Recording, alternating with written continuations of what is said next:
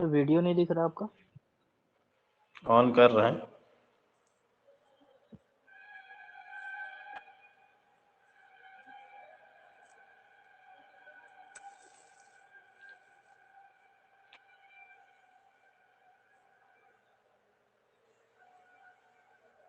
अभी दिखाई पड़ रहा है? Yes sir.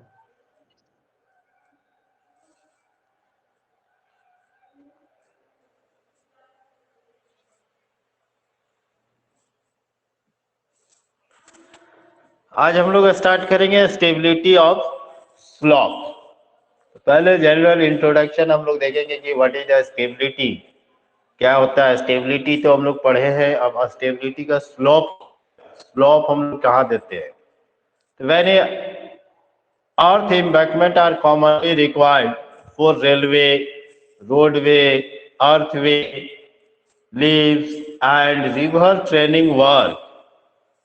The stability of this embankment, stability of this embankment or slope, as they are commonly called, should be very thoroughly analyzed, since their failure may lead to loss of human life as well as colossal economic losses. Stability of slope जो हम लोग, इसका application हमारा कहाँ पे है? Railway में है, रोड बनाते हैं उसमें है, अर्थ डैम हम लोग कंस्ट्रक्ट करेंगे वहाँ है, रिवर्स का अगर कुछ हम लोग बनाते हैं, रिवर्स का एम्बैंकमेंट बनाते हैं उसमें हम लोग इसको यूज करते हैं। जैसे एक हम लोग स्लॉप जो प्रोवाइड करते हैं, स्लॉप देखोगे कि स्लॉप देखे रोड के नीचे, रोड के बगल से एक स्लॉपिंग हम लोग प्रोवाइड करते हैं, एम्बैंकमेंट टाइप का तैयार करते हैं, वो हमारा स्लॉप हो गया। इस चैप्टर में हम लोग बात करेंगे कि जो स्लॉप बनाएंगे उस स्लॉप की स्टेबिलिटी क्या है, कैसे रहना चाहिए, कहाँ फेल करता है, कैसे फेल करता है, उसके लिए कौन कौन सा एक्सपेरिमेंट है, उसमें क्या क्या चीजें इन्वॉल्व है, इसी को हम लोग देखेंगे। वो कैसे स्लाइड कर जाएगा, उसके स्लाइड करने से क्या नुकसान हो, इसके विषय में हम लोग इस चैप्टर में डिटेल में देखेंगे। ठीक है, कि कौन कौन सा फेल्यूर होगा, कहाँ पे रहेगा। तो हम लोगों का ये क्लियर हो गया कि स्टेबिलिटी ऑफ स्लॉप क्या है। रोड के जो किनारे किनारे हमारा स्लॉप जो हम लोग प्रोवाइड करते हैं, जिसको एम्बैंकमेंट बोलते हैं, उसी की स्टेबिलिटी के विषय में हम लोग इस चैप्टर में उसके फेल्यूर का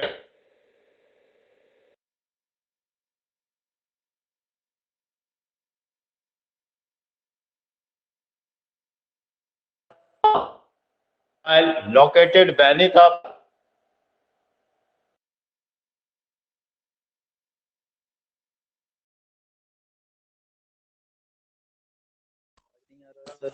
या पूरा रास्ता खत्म हो गया, एक बारिश हुआ पूरा बहा करके लेके चला गया। ठीक है, the failure of mass of soil located beneath A slope is called slide कहलाता है। इट है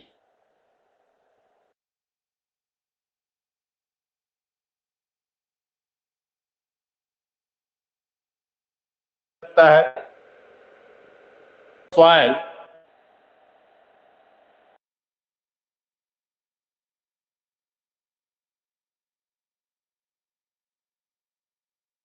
है, तो हमारा आवाज कट कट जा रहा है। शिवम कुछ बोल रहा है? आवाज कट रहा है सर आपका। आवाज पूरा कट कट के आ रहा है। कट कट जा रहा है सर, क्लियर नहीं आ रहा।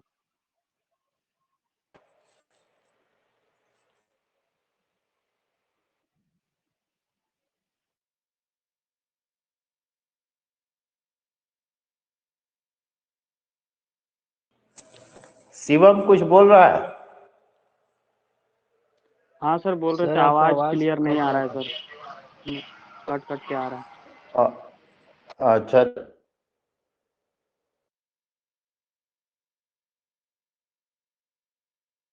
टाइम जैसे आप होगा उसके बाद रिकॉर्डिंग अवेलेबल हो जाएगा, तो उस रिकॉर्डिंग को भी सुन सकते हो।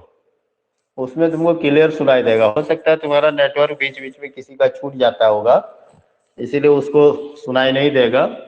हमारा इधर नेटवर्क फुल है, मेरा इधर कटेगा नहीं। जिसका दिक्कत वीडियो रिकॉर्डिंग है उसको देख लेना। क्लियर है? हम लोग बात कर रहे थे कि फेल्यूर ऑफ स्लॉप जो मैनुअली है वो दो कारण है। फेल्यूर ऑफ स्लॉप का, स्लॉप फेल्यूर जो होगा वो उसका दो कारण है। पहला कारण है एक्शन ऑफ ग्रेविटेशनल फोर्सेस और दूसरा कारण है seepage forces. Action of gravitational force अगर हमारा घट जाएगा, बढ़ जाएगा, जिसके कारण स्लोप क्या हो जाएगा, फेल कर जाएगा। हमारा स्लोप हम लोग जो बना के रखे हैं, इम्बैंकमेंट जो बना के रखे हैं रेलवे, रोडवे, अर्थवे, डैम में या रिवर्स के किनारे जो बना के रखे हैं, बैंक बना के रखते हैं, वो हमारा फेल करता है, वो हमारा टूट जाता है। उसका टूटने का दो कारण होता है। एक कारण क्या है, हमारा ग्रेविटेशनल फोर्स है, और दूसरा जो कारण है वो है सीपेज फोर्स। पानी अगर सीपेज करेगा सॉइल में तो उसके कारण वो फेल हो सकता है। दे में also fail due to equation.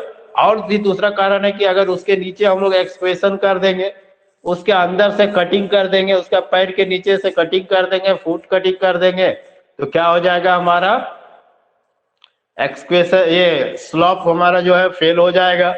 इसका सबसे बेस्ट एग्जांपल है अभी 2013 में उत्तराखंड में लैंडस्लाइड हुआ था, बहुत ज्यादा हुआ था, बहुत ज्यादा बारिश हुआ। उसके बाद देखोगे कि पहाड़ धीरे धीरे कट कर गिरने लगा। न्यूज में आया होगा कि पहाड़ पूरा स्लाइड होकर के नीचे गिर रहा है। ये तो दिखा रहा था, लेकिन क्यों स्लाइड हो रहा है, उसके पीछे यही रीजन था। ये था सभी ने पहाड़ को क्या किया था कि काट काट करके अपना बिल्डिंग बना लिया था। तो उसका जो जड़ था नीचे फुट, उसको लोग तो काट देगा, जड़ को काटेगा, तो ऊपर से जब पानी घुसेगा वो क्या करेगा, बहा करके ले जाएगा। वही रीजन था जो कि हमारा उत्तराखंड में उस समय बहुत अधिक तराई, पूरा बहुत ज्यादा लैंडस्लाइड हुआ था। तो स्टेबिलिटी जो हमारा स्लॉप था, वो स्लॉप की स्टेबिलिटी फेल हो गया था। कारण क्या था, under cutting of the foot के नीचे कट कर दिए थे, बहुत सारा कट करके बिल्डिंग बना दिया था। अगर देखता पहले तो देखने लायक था कि एकदम पहाड़ को काट काट करके नीचे में काट दिया है और काट करके घर बना लिया है, ऊपर पहाड़ है। तो क्या हुआ, जब पानी हुआ, बारिश हुआ, तो क्या हुआ, फेल कर गया और पूरा ले जा करके सब मिला दिया। ये कारण था due to gradual disintegration of the structure of the soil, slides may occur in almost every conceivable manner, slowly, suddenly, and with or without any apparent provocation। बिना बोले भी आ सकता है, पहले से बताएगा भी नहीं, धीरे धीरे भी स्लाइड हो सकता है, अचानक भी स्लाइड हो सकता है, बिना दिखाई पड़े हुए पता चला अचानक स्लाइड हो गया। वो अंदर अंदर क्या होता है, फेल होने लगता है, उसकी स्टेबिलिटी क्या होती है, कम हो जाता है, अधिक लोड आ गया और जिसके कारण वो फेल हो जाता है। Every mass of soil which is bounded by A sloping surface is subjected to shearing stress on near all at internal surface because of the gravitational force which tend to pull the upper portion of the mass and downward toward a more nearly level surface। An analysis of stability, हम लोग जब analysis करेंगे stability को, इसमें दो part को हम लोग कंसीडर करते हैं। फर्स्ट पार्ट हम लोग कंसीडर करते हैं most several stresses, internal surface and magnitude of shearing stress को, टू विच इट सब्जेक्टेड, जो उसके ऊपर लगेगा। दूसरा चीज को हम लोग ध्यान देखते हैं shearing strength along this surface, उस सरफेस के अलोंग में शियरिंग स्ट्रेंथ क्या लगेगा। तो हम लोग शियर स्ट्रेंथ को एनालिसिस करते हैं। शियर स्ट्रेंथ को जब एनालिसिस करते हैं तो इसमें दो चीजों को डिटरमाइन करते हैं। दो पार्ट्स को हम लोग स्टेबिलिटी के लिए, स्लॉप स्टेबिलिटी के लिए दो पार्ट को कंसीडर करेंगे। पहला पार्ट है most several stresses, internal surface and magnitude of shearing stresses को देखेंगे। सेकेंड वन देखेंगे shearing strength along this surface, उस सरफेस के अलोंग शियरिंग स्ट्रेंथ कितना है। Shearing stress to which any slope can be subjected depend upon the unit weight, किसके ऊपर depend करेगा, यूनिट वेट के ऊपर डिपेंड करेगा। Depend upon the unit weight of material and the geometry of the slope. Slope geometry कैसा हमारा, उसको slope दे रखे हैं, कितना डिग्री का एंगल में दे रखे हैं, कितना का रेशियो में दे रखे हैं, वर्टिकल कितना दिए हैं, हॉरिजॉन्टल कितना दिए हैं, इसके ऊपर भी ये स्लॉप हमारा डिपेंड करेगा। While shearing strength which can be mobilized to resist the shearing stresses depend on the characters of the soil, its density and drainage condition।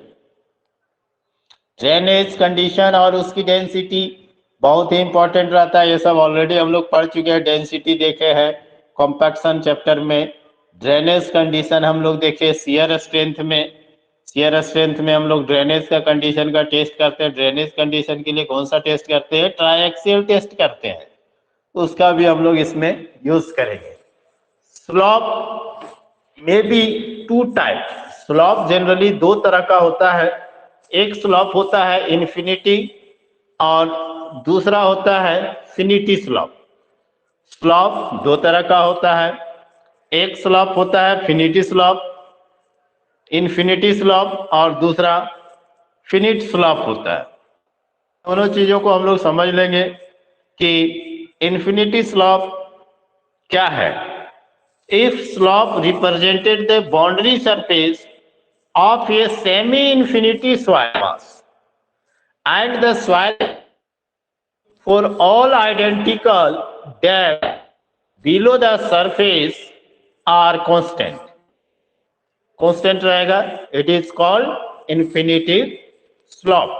उसको हम लोग infinity slope कहते हैं। infinity क्या है, if a slope represent the boundary, किसको represent करेगा, boundary surface of a semi infinity and the soil property, soil का प्रॉपर्टी क्या होगा, फॉर ऑल आइडेंटिकल डेप्थ, पूरे डेप्थ में आइडेंटिकल होगा, जितना डेप्थ तक ले जाएंगे सॉइल हमारा क्या होगा, एक ही जैसा होगा। The surface are constant, surface constant होगा तो उसको हम लोग क्या कहेंगे, इन्फिनिटी स्लॉप कहेंगे। दूसरा आता है इन्फिनिटी स्लॉप, बहुत ही कम बनता है, इसका बहुत ही कम चांसेस है।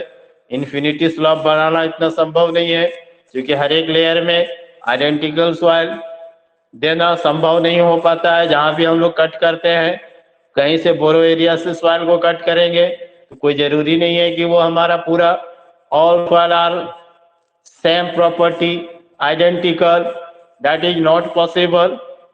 So infinity slope is rare case use, but most use finite slope.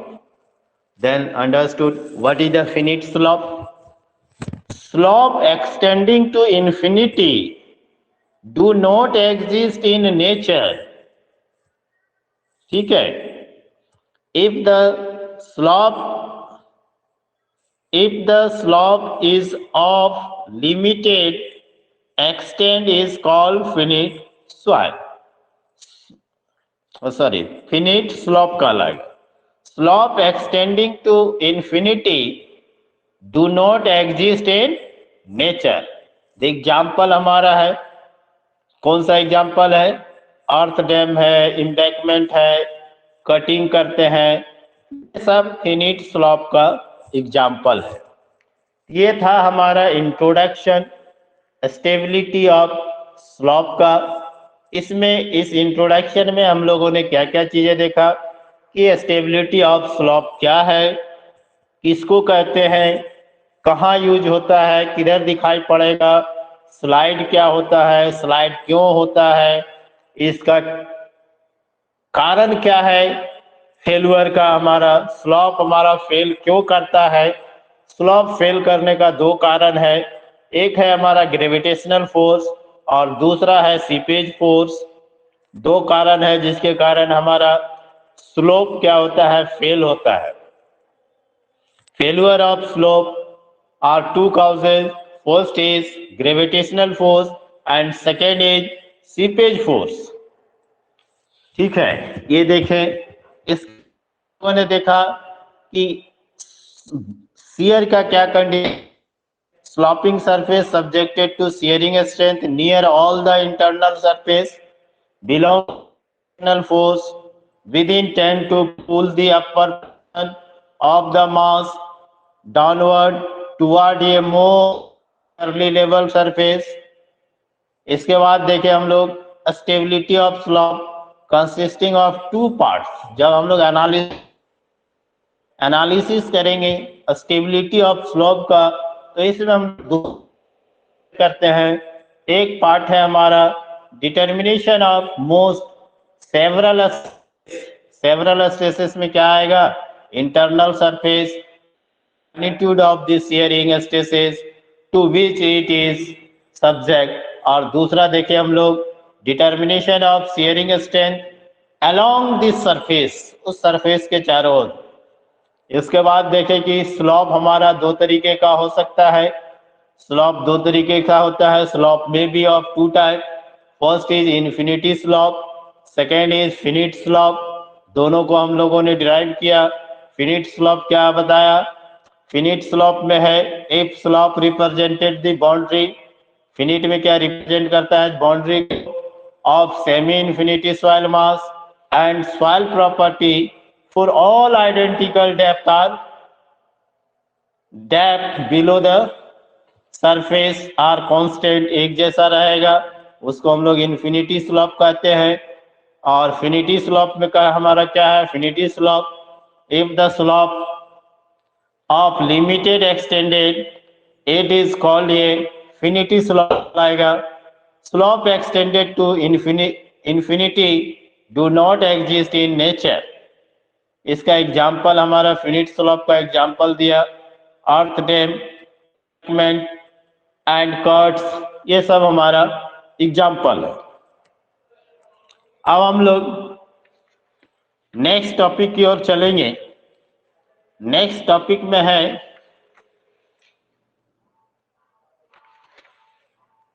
Stability analysis of finite slope. Next topic है हमारा stability analysis of finite slope. पीछे किसी को कुछ पूछना तो पूछ सकते हो इंट्रोडक्शन में। Any queries? No sir. Okay, next topic will be started stability analysis of finite slope. इसमें हम लोग तीन चीजों को पढ़ेंगे। एक जो हमारा फेल्यूर है उसको देखेंगे, टाइप ऑफ फेल्यूर देखेंगे ऑफ फिनिट स्लॉप। यहाँ क्लियर हो गया हमारा कि इनफिनिट स्लॉप और फिनिट स्लॉप क्या है। ज्यादातर यूज जो होगा कौन सा स्लॉप यूज होगा, फिनिट स्लॉप यूज होगा। तो जितना भी एनालिसिस हम लोग अब करेंगे वो फिनिट स्लॉप के ऊपर भी ही करेंगे, और ज्यादातर हम बात करेंगे फिनिट स्लॉप पर। जहां भी बात करेंगे फिनिट स्लॉप का फेल्यूर बात करेंगे, फिनिट स्लॉप का मेथड की बात करेंगे, कौन कौन सा मेथड यूज होता है एनालिसिस के लिए। तो हम लोग सारा एनालिसिस अब करेंगे फिनिट स्लॉप पे, इनफिनिट स्लॉप पे हम लोग नहीं करेंगे। इनफिनिट स्लॉप का उतना अधिक हमारा यूज नहीं है, वो कभी कहीं यूज होता है। इसमें हम लोग देखेंगे face failure, toe failure and base failure. ये आपका सिलेबस में दिया हुआ है, क्या पढ़ना है, फेस फेल्यूर पढ़ना है, टो फेल्यूर पढ़ना है और बेस फेल्यूर पढ़ना है। तो उसको हम लोग को जानना है कि फेल्यूर कैसे होता है। पहले ये फिगर में दिखा रखा है फेस फेल्यूर, ये दिखा रखा है हमारा स्लॉप दिखा रखा है, कोई एम्बैंकमेंट है, कटिंग है, उसका टॉप फेसेस का फेल्यूर कर रहा है। टॉप फेस में ऊपर में जो ये नीचे लाइन दिखा रखा है कर्व टाइप का, यहां से ऐसे करके ये नीचे जो लाइन दिखा रखा है ये कर्व टाइप का, ये लाइन दिखा रखा है फेल्यूर को इंडिकेट करता है। ये कौन सा फेल्यूर कहलाता है? फेस फेल्यूर कहलाता है। स्लॉप फेल्यूर में दो पार्ट्स होता है, फेस फेल्यूर और टो फेल्यूर। टो फेल्यूर में क्या होगा, इसका नीचे जो ये हमारा बेड है, ऊपर से लेकर के नीचे बेड तक फेल्यूर इंडिकेट करेगा। ये कर्व टाइप का दिखा रखा है, ये फेल्यूर को इंडिकेट करता है हमारा। टॉप से लेकर के बॉटम तक फेल करेगा, ये हमारा टो फेल्यूर कहलाएगा। और लास्ट में एक दिखा रखा है बेस फेल्यूर। बेस फेल्यूर जो हमारा बेड है, बेड लेवल से नीचे जो फेल करेगा, बेड से भी नीचे जाके फेल करेगा, वो क्या कहलाएगा? बेस फेल्यूर कहलाएगा। ठीक है, ये हमारा दिखा रखा है, इसके नीचे ये ऊपर एच दिखा रखा है, एच तक जो है डेप्थ, किसका डेप्थ है? बेड का डेप्थ है। और उस बेड से नीचे कुछ डेप्थ है, डी डेप्थ, उधर आकर के फेल कर रहा है, अंदर से फट रहा है, वो हमारा बेस फेल्यूर कहलाता है। ये तीनों ध्यान रखना है, फिगर पे ही ऑब्जेक्टिव आता है। ये फिगर तीनों में दे दिया रहेगा, पूछे तीनों में कोई दिया रहेगा, पूछेगा कि कौन सा फेल्यूर है आप बताएं। बेस फेल्यूर है, टो फेल्यूर है और फेस फेल्यूर है। इसमें सिंपल सा ध्यान रखना है, ऊपर टॉप पोर्शन में अगर फेल करता है, फेल पर हमारा फेस फेल्यूर कहलाता है। टो में टो फेल्यूर टॉप से लेकर बेड लेवल तक अगर फेल कर रहा है तो हमारा टो फेल्यूर कहलाता है। बेस फेल्यूर बेड से नीचे तक फेल करता है। इसी को पूरा इस थ्योरी में दिया हुआ है, ये जितना हम बताए यही सब टर्म कंडीशन दिया हुआ है। इसको भी हम थोड़ा सा देख लेते हैं क्या लिखा है। जो हम बताए वही जनरली है। Stability analysis of finite slope, इसमें कह रहा है कि failure of finite slope occur along a surface which is a curve. In a stability computational, the curve representing the real surface of sliding is usually replaced by an arc of a circle or logarithmic spiral. Two basic type of failure of finite slope. Finite slope में दो basic type का हमारा failure होता है, ये हमने पहले भी बताया कि एक होता है हमारा स्लॉप फेल्यूर और दूसरा बेस फेल्यूर। स्लॉप फेल्यूर का दो पार्ट्स है हमारा, face failure and toe failure. Base failure एक अलग हो गया। ठीक है, if the failure occur along a surface of sliding that intersect the slope at or above its toe, the slide is known as slope failure. ठीक है, कहाँ fail करेगा? If the failure occur along a surface of sliding that intersect the slope at or above its toe, its slide is known as slope failure. Slope failure is called as phase failure. Figure A में दिखा रखा है, face failure को दिखा रखा है। If the arc passes above the toe or toe failure, figure B, if the arc passes through the toe.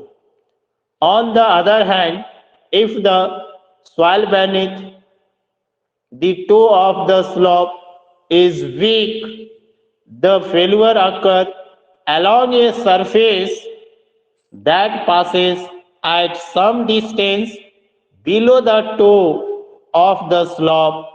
Such types of failure is called base failure. ये base failure figure में हमारा सी में दे रखा है। The ratio of total depth total depth का ratio निकालेंगे H plus D to total. H is called the depth factor. Depth factor को हम लोग DF से डिनोटेड करते हैं. फॉर टो फेलुअर, अगर टो फेलुअर होगा तो DF का वैल्यू 1 होगा. फॉर बेस फेलुअर होगा तो DF का वैल्यू ग्रेटर देन 1 होगा.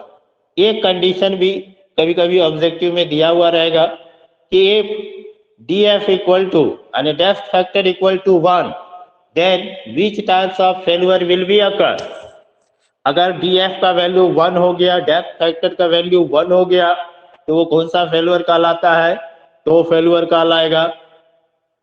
और DF का वैल्यू ग्रेटर देन 1 होगा, 1 से ज्यादा होगा, तो वो क्या कहलाएगा? बेस फेलुअर कहलाएगा. ये दो टर्म इसमें ध्यान रखना है, इससे ऑब्जेक्टिव वगैरह बनता है. ठीक है. तो फेलुअर किसको कहते हैं?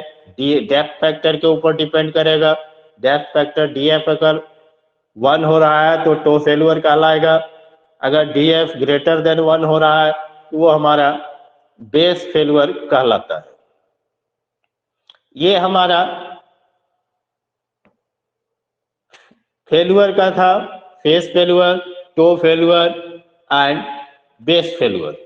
3 फेलुअर हम लोगों ने इसमें देख लिया. अब है टाइप ऑफ स्लिप सरफेस और failure surface. Type of failure surface किसको कहते हैं? कितना तरह का सरफेस होता है जो कि फेलुअर होता है? तो टाइप ऑफ फेलुअर सरफेस 3 तरीके का होता है. Planar failure surface, circular failure surface, और एक होता है non circular failure surface. Planar failure surface में commonly occur in soil deposit और embankment with a specific plane of weakness. Excavation in stratified deposit quite often lead to a planar failure surface along a plane parallel to the strata. Similarly, in composite earth dam with slope, core, planes of weakness, thins, and bank may consist of 2 or 3 plane surface. However, in most cases, actual failure surface are curved. Collin observed that the rupture mass slide down a sliding surface in a definite pattern resembling that of a. Generally, the failure surface have arc somewhat flatter at the end. ये ध्यान रखना है. Generally, the failure surface have arc somewhat flatter at end. कहां पे flatter होगा? End में. End sharp at center. End में flatter failure होता है और सेंटर में कैसा फेलुअर होगा? शार्प फेलुअर होगा. ये था प्लानर फेलुअर सरफेस. नेक्स्ट है circular failure surface. Circular rupture surface was first proposed by Patterson 1916. Further field investigation by Swadeshi Geotechnical Commission justify circular arc as closed approximations of actual slip surface in homogeneous and isotropic soil conditions. For simple idealized problem, the assumption of a circular failure surface is sufficiently accurate इसके बाद है तीसरा है non circular failure surface. ये कब आता है? Occur in many practical cases according to Binet 1951। Non circular या फिर कंपोजिट मिक्स स्लिप सरफेस में arise in a homogeneous depth having one or more the following: foundation of infinity depth, foundation infinite depth ले जाएंगे, foundation of infinity depth, rigid boundary plane of maximum or zero shear, presence of relatively strong or weaker layer.